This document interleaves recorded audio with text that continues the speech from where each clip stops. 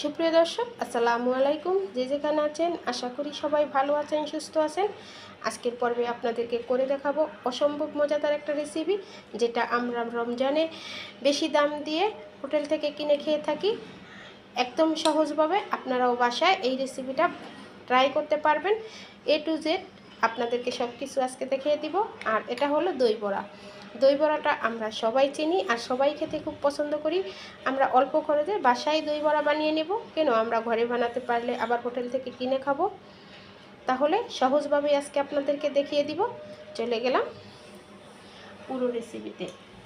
আর এই দই বড়াটা একদম সফট হবে, আপনারা একবার খেলেই বুঝতে পারবেন বাসায় বানানো দই বড়াগুলো কতটা সফট এবং ইয়ামি হয়ে থাকে।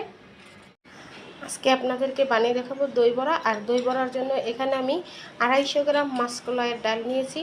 ডালটাকে আমি রাত্রে ভিজিয়ে রেখেছিলাম প্রায় 8 থেকে 10 ঘন্টার মতো। দেখুন ডালগুলা কীরকম হয়েছে। আর এখন এই ডালটাকে আমি পানি ঝরিয়ে নেব, ঝরিয়ে এটাকে ব্লেন্ডারের ঝাড়ে নিয়ে ব্লেন্ড করে নেব। আপনারা এটা পানি দিয়ে ব্লেন্ড করবেন না, পানি ছাড়া খুব ভালো করে মিহি করে এটাকে ব্লেন্ডারে ব্লেন্ড করে নেবেন। নিয়ে নিলাম, এটাকে এখন ব্লেন্ডারে ব্লেন্ড করে নেব। এখানে দেখুন ডালটা ব্লেন্ডারে ব্লেন্ড করে নিয়েছি। আপনারা একটু পানি দিয়ে নেবেন, তা নাহলে সহজে ব্লেন্ডার হবে না। আর ডালটার দেখুন কীরকম হয়েছে। এখন এটাকে আমি একটা সরানো প্লেটে ট্রান্সফার করে নেব। এটাকে আমি মেলা একটা প্লেটে ট্রান্সফার করেছি। এখন এটাকে হাত দিয়ে একদিক থেকে খুব ভালো করে ফেটে নিতে হবে। আপনারা যেদিক থেকে ঘোরাবেন ঠিক সেদিক থেকেই ঘোরাবেন এটাকে।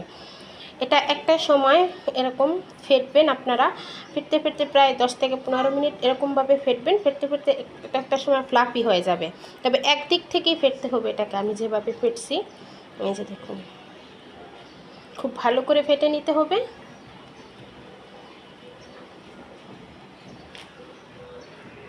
ডোটা দেখুন কতটা ফ্লাফি হয়ে গেছে না। এখন এটা আপনার ভাজার উপযুক্ত কিনা ডোটা কিভাবে বুঝবেন? এরকম একটা বাটিতে পানি নিয়েছি, আর পানিতে আমি একটু ডো ছেড়ে দিব, তাহলে বুঝতে পারবো যে এটা আমার রেডি কিনা। এই যে দেখুন ছেড়ে দিলাম, এটা কিন্তু পানির উপরে ভাসতেছে, তার মানে আমার ডোটা রেডি হয়ে গেছে। এখন এখানে আমি তেল নিয়েছি, তেলটা হালকা গরম আছে। এখন আমি যেই ডোটা রেডি করে রেখেছি হাতটা ভিজাবো আর একটা করে ডো ছেড়ে দিব। এই যে দেখুন, আপনারা দেখেই বুঝতে পারছেন তেলটা কীরকম গরম।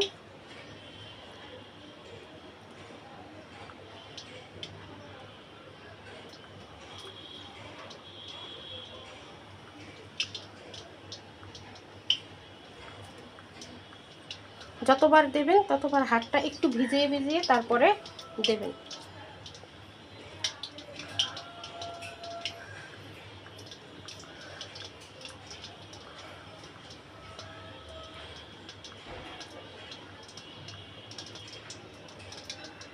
আস্তে আস্তে দেখুন এগুলা সব তেলের উপরে ভেসে উঠেছে। এখন এটাকে মিডিয়ামে রেখেই আপনাদের ভেজে নিতে হবে। এখন নিচ থেকে উল্টে দেব, দেখুন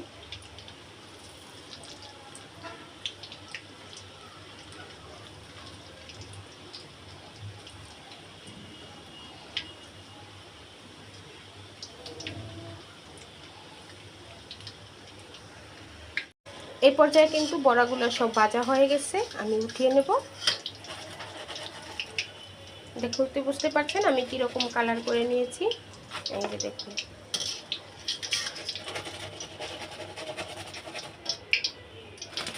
এভাবে করে সবগুলো দই বড়া ভেজে নেব।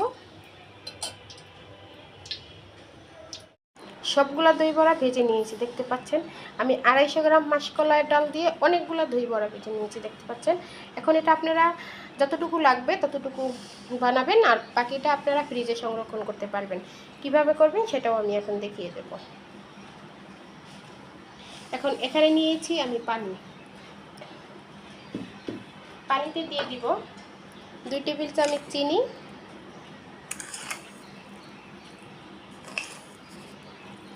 2 টেবিল চামচ চিনি, আর এখানে দিয়ে দিব আমি লবণ।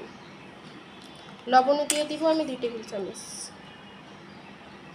দিয়ে খুব ভালো করে এটা একটু লবণটা আর চিনিটা মিশিয়ে নিব পানির সাথে। পানিটাতে লবণ আর চিনিটা গলে গিয়েছে। এখন আমি বড়াগুলো দিব। আপনারা যতটা বানাবেন ততটাই দিবেন।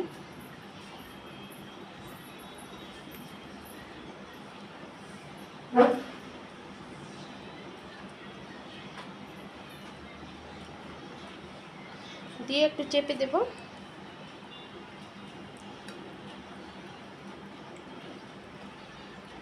একটু উল্টে পাল্টে চেপে দেব ওটা।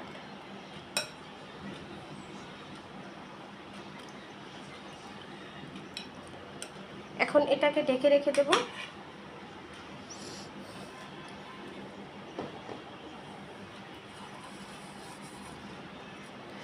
ঢাকনা দিয়ে ঢেকে রেখে দেব আমি 20 থেকে 25 মিনিটের জন্য। কিভাবে সংরক্ষণ করব সেটা আপনাদের দেখিয়ে দিব। বাকি যে বড়াগুলো আছে এগুলো এয়ারটাইট বক্সে ভরে সুন্দর করে ডিপ ফ্রিজে রেখে দিবেন। যখন আপনারা দই বড়াটা বানাবেন তার 1 থেকে 1.5 ঘন্টা আগে এটাকে ফ্রিজ থেকে বের করে আমি যেভাবে পানিতে ভিজালাম এভাবে ভিজিয়ে দই বড়াটা বানিয়ে নেবেন। দেখলেন তো কত সহজ, একদিন করলে অনেক দিন পর্যন্ত খাওয়া যায়, তাই না? এই যে দেখুন আমি বাকিগুলা এভাবে করে বক্সে মুখ লাগিয়ে ডিপ ফ্রিজে রেখে দেবো। করব সসের জন্য নিয়েছি ধনেপাতা, নিয়েছি 3টা কাঁচামরিচ, আপনারা ঝাল বেশি খেলে আর একটু বেশি নিতে পারবেন। নিয়েছি বড় সাইজের 3 কোয়া রসুন, আর নিয়েছি সামান্য আদা। এই যে দেখুন আদা। তবে এখানে আরও অন্য কিছু দিয়ে দেব আমি। এখানে দিয়ে দিব চিনি দিয়ে দিলাম 1 টেবিল চামচ। বিট লবণ দিয়ে দেব 1/2 টেবিল চামচ। সাদা লবণ দিয়ে দিব 1 টেবিল চামচ। দিয়ে এখন এখানে একটু পানি দিয়ে দিব। অল্প পানি দিবেন, বেশি পানি দেওয়া যাবে না। এখন এটাকে ব্লেন্ডারে ব্লেন্ড করে নেব। এটা এরকম হয়েছে দেখতে পাচ্ছেন। এখন এখানে দিয়ে দিব টক দই। দিয়ে দিলাম ভর্তি করে, প্রায় 4 টেবিল চামচের মতো। এখন সসটা রেডি হয়ে গেছে। এটাকে নর্মাল ফ্রিজে রেখে দেবো সেট হওয়ার জন্য। এখানে একটা বাটি নিয়েছি, বাটিতে আমি প্রায় 200 গ্রামের মতো দই দিব।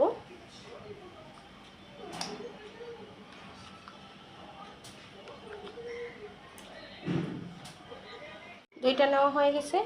এখন এখানে দইয়ে দিয়ে দিব আমি যে কাজটা করব যাতে দইটা পানি ছেড়ে না দেয়, সেজন্য এখানে আমি বরফ দিয়ে দেব।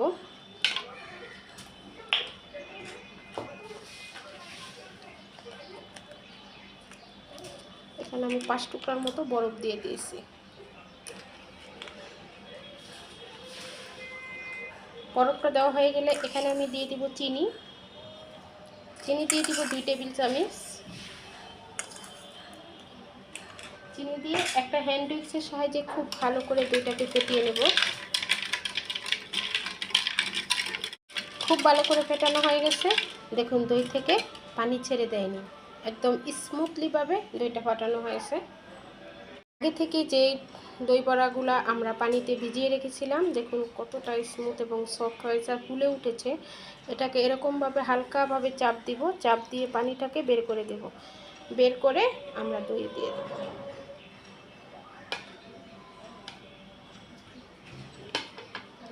প্রত্যেকটাকে ঠিক একইভাবে এরকম চাপ দিব, চাপ দিয়ে পানিটা বের করব,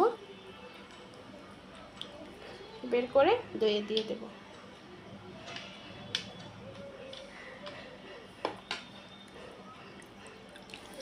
আস্তে করে চাপ দিবেন, আবার এমনভাবে চাপ দিবেন না যে বড়াগুলা ভেঙে যায়।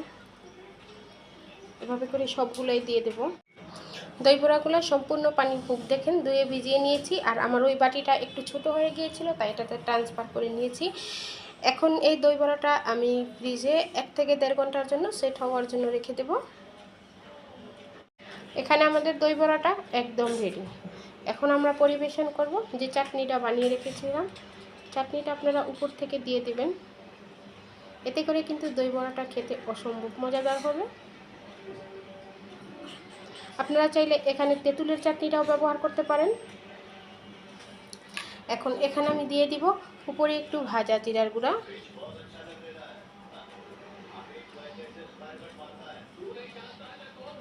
দিয়ে দিব একটু শুকনো মরিচের গুঁড়া, দেখলেন তো কত সহজে আমাদের এই দই বড়াটা বাসায় রেডি হয়ে গেল।